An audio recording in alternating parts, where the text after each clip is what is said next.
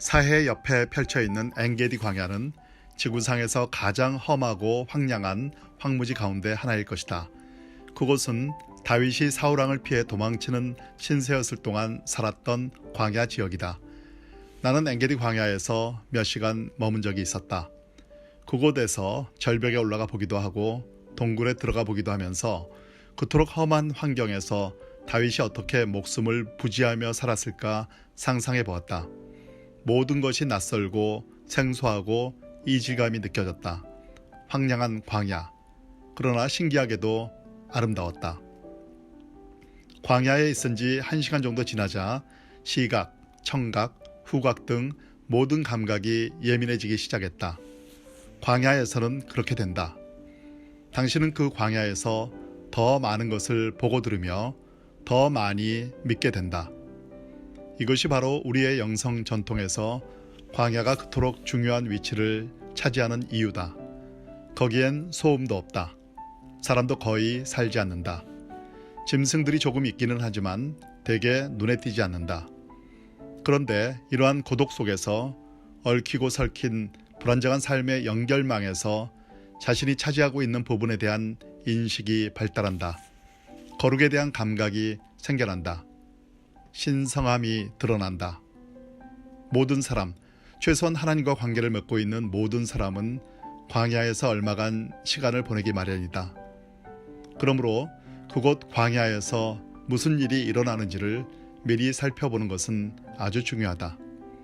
다윗은 스스로 원해서 광야에 들어간 것이 아니었다. 그는 20대 시기를 현상금이 붙은 지명 수배자로서 광야에서 보냈다.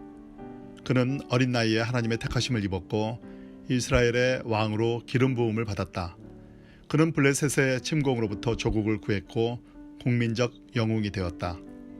그런데 이 모든 업적과 영예에도 불구하고 그는 광야로 쫓겨나 겨우 목숨만 부지하며 살아야 했다.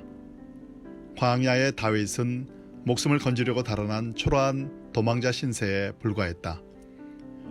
그러나 다윗은 거기로 쫓겨간 후 광야가 진리의 장소, 아름다움의 장소, 사랑의 장소라는 사실을 배우게 되었다. 다윗이 광야에서 보낸 세월은 그의 인생 가운데 가장 좋은 시간에 속한다. 우리도 그렇다. 광야의 삶은 힘겹고 쓰라리지만 훗날 생각해보면 그 광야의 시절이 우리 인생 최고의 시간이었다는 사실을 알게 된다. 광야에서 평상시에는 도저히 풀기 힘든 인생의 문제에 대한 답을 얻을 수 있다. 광야는 사람이 아직 질문하기를 배우지 못한 질문들에 대한 답을 가지고 있다. 광야에 있을 때에는 해야 할 임무도 지켜야 할 약속도 없으며 그 무엇에도 매여 있지 않다. 그저 깨어 있고 그저 살아 있으면 된다. 그것이 전부다. 광야에 있을 때 우리는 흔히 삶이 단순해지고 깊어지는 것을 체험한다. 광야에는 매우 매력적인 무언가가 있다. 그러나 광야는 또한 매우 겁나는 곳이기도 하다. 광야는 숨이 멎을 만큼 아름다운 곳이지만 동시에 아무것도 예측할 수 없는 위험한 곳이다. 폭풍우가 일면 천사의 얼굴과 같았던 하늘은 순식간에 악마의 얼굴로 돌변한다. 멋진 자태를 보이던 동물도 순식간에 사나운 살인마로 변할 수 있다. 광야는 단번에 우리의 목숨을 앗아가 버릴 수 있는 방법을 수없이 가지고 있다. 광야에는 언제나 이처럼 아름다움과 위험, 그리고 자연 그대로의 단순성과 끔찍한 재난 사이에 긴장이 존재한다. 우리들 대부분은 이러한 긴장을 오래 견디지 못한다. 그래서 우리는 마을과 도시로 나가 살게 된다. 그러나 우리가 아무리 완전히 문명화된 곳에 살고 있다 하더라도 갑자기 광야로 내던져지는 때가 있다. 이는 지리적인 광야가 아니라 내가 상황적인 광야라고 부르는 광야다. 잘 살고 있다고 생각했는데 어느 순간 전혀 생각지도 않았던, 도무지 이해할 수 없었던 일들이 우리 내면에 혹은 우리에게 중요한 사람에게 일어난다. 우리의 신체, 감정, 사고, 친구 혹은 직업에 급작스러운 변화가 생긴다. 우리는 스스로를 어찌해야 할지 모른다. 그때 우리는 광야에 들어간다. 물론 나는 이러한 상황적 광야가 끔찍하고 겁나며 위험한 곳이라는 사실을 인정한다. 하지만 나는 또한 그곳이 아름다운 장소라는 사실도 믿는다. 다른 곳에서는 보고 듣고 체험할 수 없는, 오직 광야에서만 보고 듣고 체험할 수 있는 것들이 있다. 광야에 처할 때 물론 우리는 겁을 먹을 것이다. 하지만 우리는 또한 깨어서 눈을 크게 뜨고 있어야 한다. 광야는 우리가 위험과 죽음에 직면하는 곳이지만 맞이하는 태도에 따라서는 하나님의 위대한 신비와 삶의 특별한 소중함에 직면하는 곳이기도 하기 때문이다. 다윗 이야기의 핵심은 그가 언제 어디서나, 즉 왕궁에서나 광야에서나 동일하게 무엇을 하든 근본적으로 하나님과 관계를 맺고 있었다는 사실이다. 그는 하나님과 가까워질수록 점점 더 인간다워져 갔다. 그리고 더욱더 그는 다윗다워져 갔다. 우리는 하나님과 관계를 맺을 때 가장 인간다워진다. 다른 길로 가면 점점 더 인간다움과 나 자신다움에서 멀어질 뿐이다. 광야에서 우리는 근본적인 것들, 그리고 궁극적 근본, 즉 하나님과 대면한다. 이 대면은 시험이요 유혹이다. 우리는 하나님과 관계 맺기를 택할 것인가, 아니면 거부할 것인가. 이 시험의 결과 우리는 더 나아지기도 하고 더 나빠지기도 한다. 성장하기도 하고 퇴보하기도 한다. 다윗은 광야 생활을 통해 더 나아졌다. 그리고 그는 더 성장했다. 하나님과 관계를 맺으며 살아간 광야 생활을 통해 다윗 안에는 신성함을 알아볼 줄 아는 감각이 크게 자라났다. 모든 곳과 모든 사람 안에서 하나님의 아름다움과 임재와 거룩을 알아보는 그의 인식은 척박한 광야 생활 중에 놀랄 만큼 자라났다. 무엇보다도 다윗은 경외할 줄 알았다. 그는 경이롭게 여길 줄 아는 능력이 뛰어났다. 광야 시절에 쓴 많은 시편들은 이를 뒷받침해주는 증거다. 광야는 다윗에게 모든 곳에서 아름다움을 알아보는 법을 가르쳐줬다. 광야는 다윗에게 생명의 고귀함을 가르쳐주는 학교였다.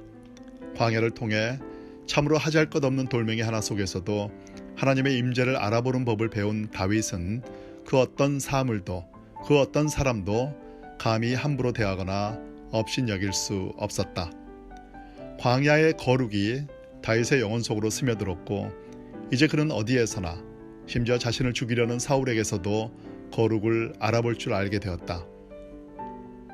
광야에서 다윗은 거룩을 발견함과 동시에 피난처를 발견했다.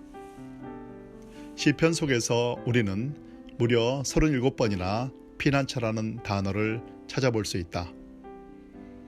광야는 다윗이 피난처라는 단어의 뜻을 알게 된 사전이었다. 피난처는 우리가 도망쳐가는 장소다.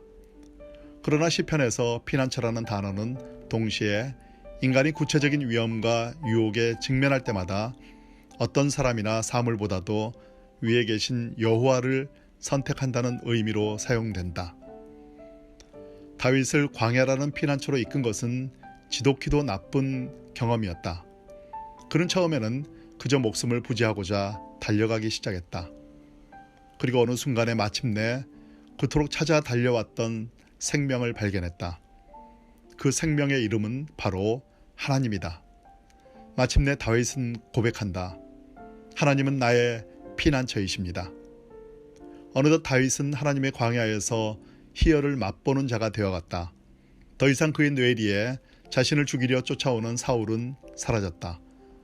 사울은 다윗을 광야에 있게 한 원인이었긴 해도 결코 광야를 규정하거나 지배하지는 못했다. 광야는 사울이 아니라 하나님으로 가득한 곳이었다. 우리 역시 인생길 걸어가며 광야에 직면한다. 거기가 끝이 아니다. 시작점이요 출발선이다. 그곳에는 우리 인생의 문제와 모순보다 훨씬 더 큰 하나님이 계시다. 광야의 하나님을 만나는 것 자체가 지극한 기쁨이다.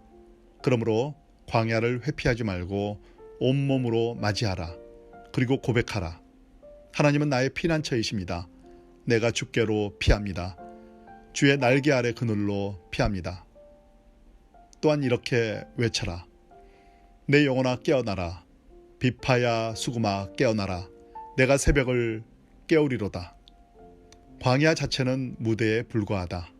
사울과 다윗은 둘 다 광야에 있었다. 사울은 오로지 다윗을 잡을 생각에 다윗을 쫓아 달려갔고 살인만을 생각했다. 반면 다윗은 하나님께 달려가서 하나님을 피난처로 삼는 기도를 하며 경이로움에 눈을 크게 뜨고 그 영광을 받아들이며 한결같은 사랑과 약속을 지키시는 진실의 하나님에 대해 알고 준비했다. 당신은 사울이 될 것인가? 다윗이 될 것인가? 광야를 호락호락하게 여겨서는 안 된다. 왜냐하면 그곳은 위험한 곳이기 때문이다. 그러나 광야를 회피해서도 안 된다. 왜냐하면 그곳은 참으로 경이로운 곳이기 때문이다.